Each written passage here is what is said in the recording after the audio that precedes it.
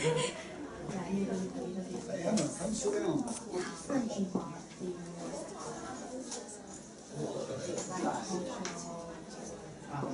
You started the grilling, don't you? Oh, okay. Hi. Hi. I'm Emma.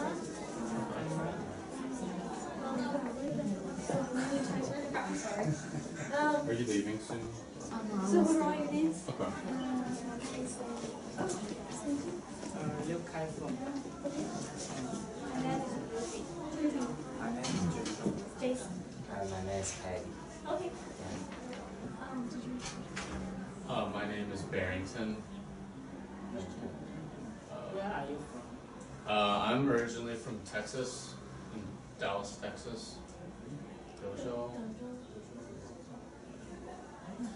I'm also from the U.S., New Jersey. I'm from somewhere in America. I live too many places. I'm from somewhere.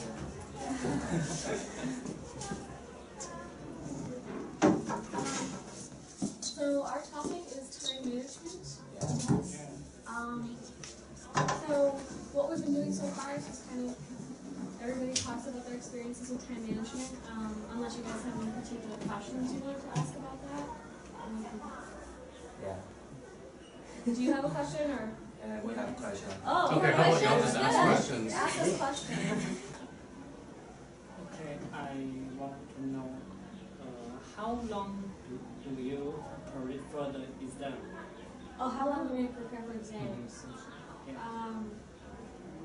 Should we go around? I just can go around again. I think it's for me, I had some classes that required a lot more studying and some classes that didn't require any studying.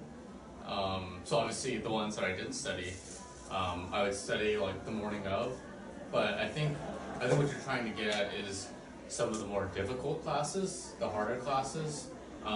For me, what I would do is say, I know I have a test like once a month, so let's say 4 weeks before the test, take a break, because that's usually like you just had a test, take a break for like a couple days after, and then as I would have lectures, and as I would go to class, I would try to review that material, like hello.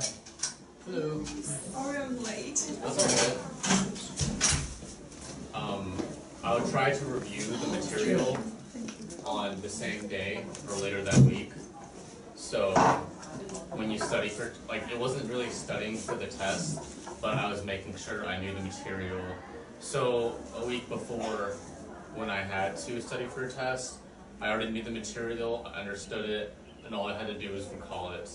But also I was in college, and like, that's supposed to happen. It doesn't always happen. So that's the plan. Yeah. So I agree with Barry. I don't think that there's any good, I think it's going to depend on what type of subject you're talking about and what your strength is in said subject. Also, like, what's going on outside of that. So for me, my university, we would take 4 classes a semester, 4 or 5. And so, for example, I took Chinese and Spanish classes. Foreign language classes for me were easier than my science classes. So if I'm taking organic chemistry, that's going to eat up a lot more time than my Chinese class, just because I'm not as good at chemistry naturally. So, if I had a chemistry test and a Chinese test, you can kind of guess how much studying is getting done for the Chinese test in comparison. Whereas if I had them not near each other, then I would study more for the Chinese test. For science, my science subjects, the harder ones, I would say like 5 days maybe, because I like to study. As I said before, I'm a little nervous, I'm a little bit of a wreck, so I need to study earlier because I get nervous.